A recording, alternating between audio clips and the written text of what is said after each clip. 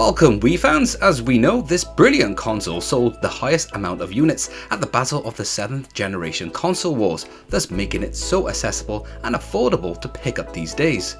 With more of enough games to fill your family fun needs, especially if you are on a tight budget, or you would like to hit that backwards compatibility GameCube feature, hitting those nostalgic strings. Unfortunately, we were given these dated composite video cables on release of the console, even though its competitors like the PlayStation 3 and Xbox 360 featured a HDMI output, making it accessible to connect to modern TVs these days. So if you are looking to set up your Nintendo Wii on a more modern TV, then you're a bit out of luck, as the majority of them will only accept a HDMI input. So previously I did create a video on these affordable Wii to HDMI adapters to find out which one was the best to pick up yourself.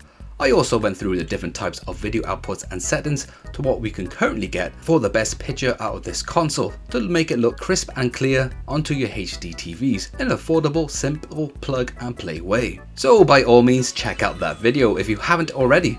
So back to this one. In short, from the previous video, this auto ULED came on top.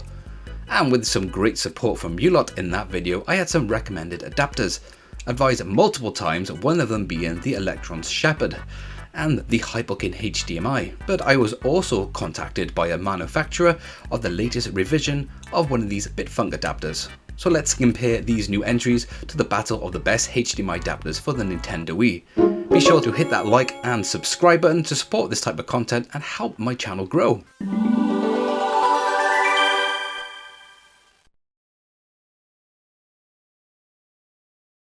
First off, a quick handy mention before the nit and gritty. With your Wii settings, you'll need to change your video output to the HD 480p to get these cables up and running as best as you can.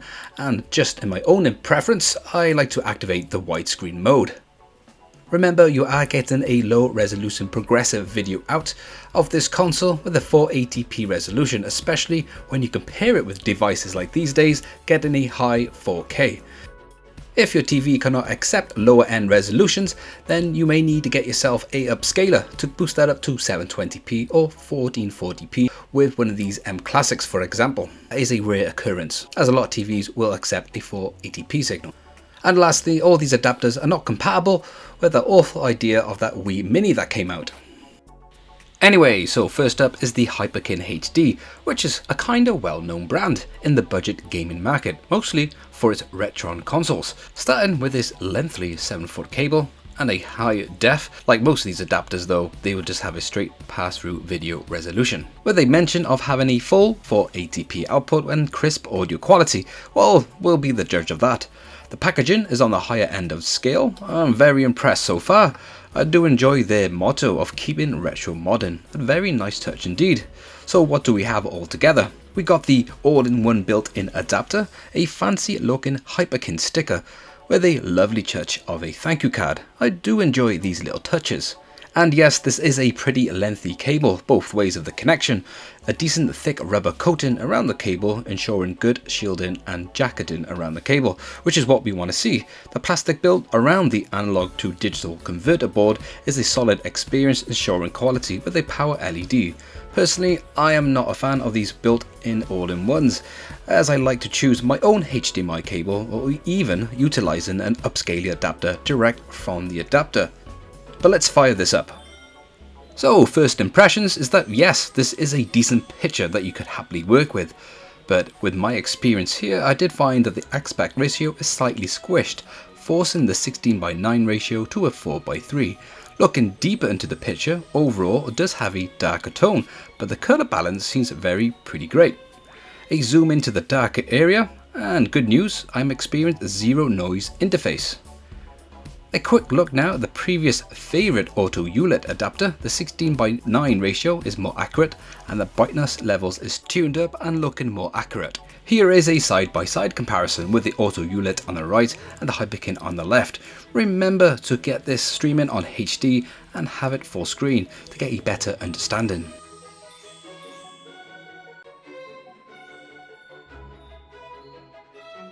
Next up is a quick sound test, and I did find that this Mario Kart section is a good method to do so.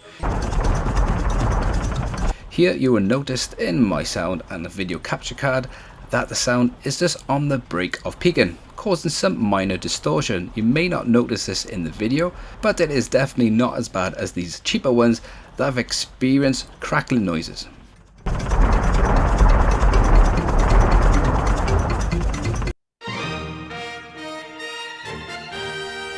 So to conclude, this Hyperkin is better than a lot of the cheaper ones that I reviewed in the past, a good recommendation. But personally, the design is not in my favour and the auto ULED still overall is on top. Now for the big player in this battle, which I have been reassured from the supplier of its improvements, is the new Bitfunx model. But first, I have never been a channel to have the opportunity to show a sponsor, but when you are given a gift compiled by these big players like 8-Bit Doe, Retro Gamer, Lost Cult, Expands, Resitron and Loadin, yes that's quite a few, I was really grateful to share their latest addition to a coffee table hardbook release. Just look at that smiley, I do love that little extra touch. Well, this is a professionally designed creation that really is a true work of art, packed with their collective passions towards retro gaming, all 5 decades so far. Even if you do think you are a veteran of game console history, I can almost guarantee that you will find something here that you didn't know about before. A great gift if you were in the time of this video for your retro gaming fans. Well, what's in this gift box altogether then? A personal letter to Right Sprite with a magazine code. Amazing, might just put this on the social media, so keep an eye out for that. 2 passes to Resitron event. Ooh, I've never been to one, but having a quick look, they do look amazing. They even have one on a boat. Yes, a boat. Well, this will definitely have its uses when possible. We got some lovely card prints of the console generations from the 70s to the naughty 10s. Why would you have a DVD player for the Xbox when you can get a DVD remote dongle? Anyway, but these do look pretty cool. Could get a frame or something for these. Next up is the 8-bit Bluetooth mini controller with a funky yellow colouring with a tiny USB-C adapter for charging. And a wibby wobbly wobbleson of a strap. It is really well built, but only good for if you have baby hands or if you're a chicken to plug away. But I can find this very handy for any of your portable gaming devices. A smart looking lanyard and 2 releases of their books, their previous release of A Handheld History and this most recent release of the Console Chronicles. A ultimate tribute to not only 5 decades of home console gaming, but to their remarkable stories, which make our shared history special. Telling tales of sibling rivalries and destructive ideas, personal resonance and technical triumph. Of course, links will be provided below for both of these books. So where were we? Oh, our next competitor, the revision of the Bitfunx adapter. Unfortunately, there is no difference at all with the design and packaging of their original release. At least a new version logo on the box would be a nice touch, but we do have a different serial number on the back. It does come with a printed multiple European language manual, which is nice. And a well presented HDMI cable with caps and those funky Bitfunx straps. The build quality is just the same as the previous, which is a great thing, with a solid rounded aluminium shell, a breakaway cable from the console to the converter, which is my personal preference, a smooth finish of the HDMI output, with a small LED indicator of power. So let's hook this all up. Okay, I am very impressed with the brightness and colour levels. I can already see an improvement from both the Hyperkin and the Auto ULED. Let's have a closer look now on what I would say that is next to no noise interference. Well, none that is really affecting the visuals of the gameplay. I would say I'll be very happy with sticking with this adapter.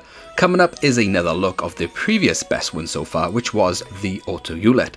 Now I can see there's definitely a darker tone. Here is a closer look side by side with the Bitfunx on the left, and you can tell the difference is more clear. I was asked in my previous video about video input lag, even though I don't have the technical tools to really measure this output video, but years of experience, and with my experience here, I would say that I've noticed none that is affecting any gameplay at all. All in all, this is my personal favourite to go to so far.